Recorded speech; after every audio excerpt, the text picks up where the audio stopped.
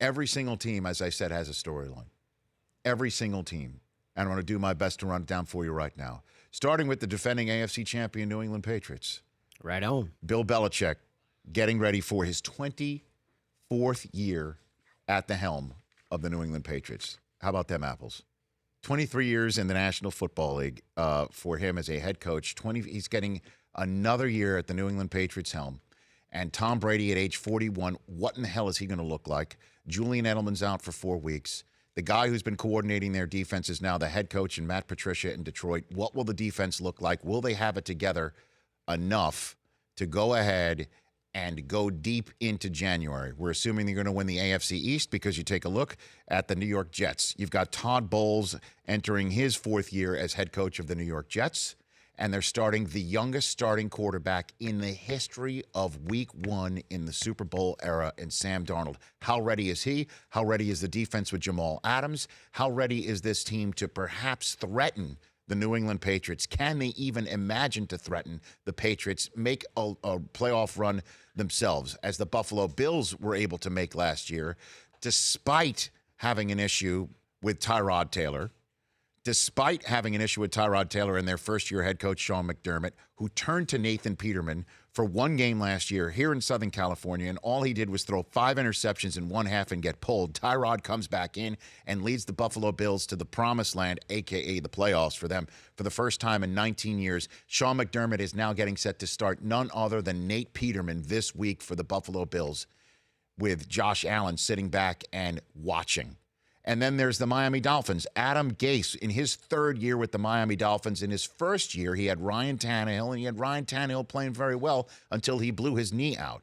Ryan Tannehill, after missing all of last year, is coming back. What in the world will he look like in South Florida, where they've done some addition by subtraction? And Ndamukong Suh is out. Jarvis Landry is out.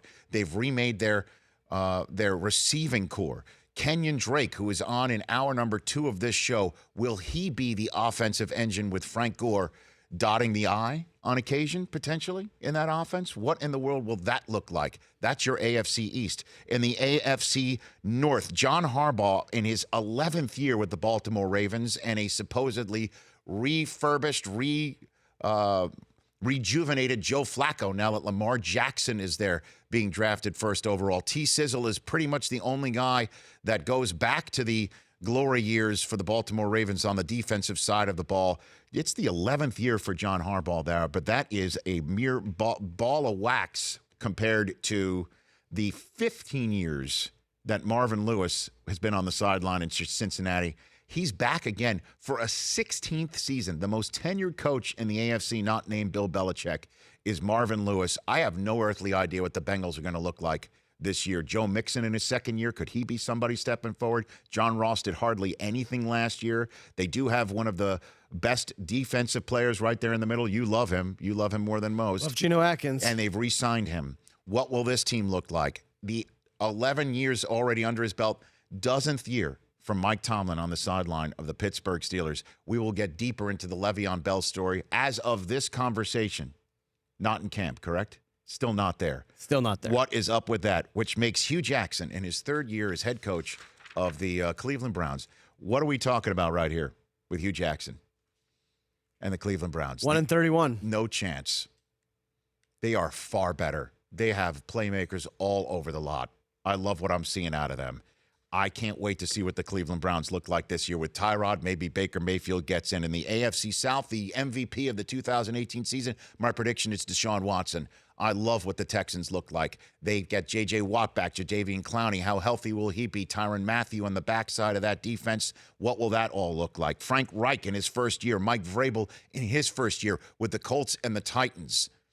Andrew Luck, his old Stanford coach, is on this program coming up in hour number 3. David Shaw, he is taking on USC this week. I can't wait to ask him about his thoughts on Andrew Luck coming back for Frank Reich. Mike Vrabel, in his 1st year, the Tennessee Titans, exotic smash mouth out, Mike Vrabel in. What in the hell does that mean?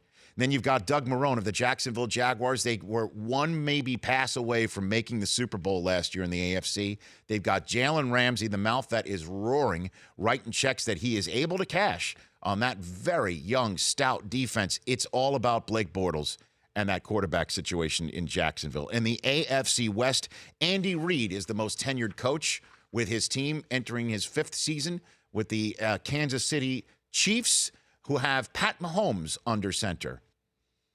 Can't wait to see what that plays out, what that looks like right there. It's pretty much Pat Mahomes minus Sammy Watkins and Albert Wilson, and we'll see what goes on there. And then there's John Gruden, who is the second most tenured coach, because he's got now in his 4th season as head coach of the Oakland Raiders. He's back. Khalil Mack's gone. What in the world is going on in that locker room right now? What is happening in that Oakland locker room right now? The oldest roster in the National Football League entering week 1, north of 27 years old. That is like starting Cocoon in the NFL, where it's all a young man's game. Literally, Wilford Brimley could be somehow blocking for Derek Carr on Monday Night Football. Keep an eye peeled for Hume Cronin. I'm making Cocoon references left and right. Wow. All right? No What is Gutenberg? this? I mean, this is fast. Brent Musburger at the mic. What a season it's going to be for the Oakland Raiders as Vance Joseph and Anthony Lynn enter years 2 for both of those guys. Vance Joseph for the Denver Broncos starting Case Keenum and a revamped offense that we had Brian Griese on yesterday saying he likes a lot in the 4 preseason games that he has called for them. Defensively, Von Miller, who's on in a couple Tuesdays from now as we're getting our roster ready on our show for your NFL coverage. Von Miller and the Denver Broncos defense, is that what we're going to rely on? Is it Aqib Talib is now in Los Angeles here? And then the Los Angeles Chargers, Phillip Rivers, there's a large bandwagon attached to the Chargers. A lot of people think that they can win the AFC this year. Year 2 of Vance Joseph. Phillip Rivers has a very talented mix of guys. Barring injury, as LaDainian Tomlinson said yesterday, those are 2 words that usually you don't get the benefit of when you talk about the Chargers. Defensively, Derwin James is my prediction for your defensive rookie of the year. This kid patrolling the secondary. A lot of people say that he reminds them of Sean Taylor. The Rich Eisen Show, weekdays at noon Eastern on Audience.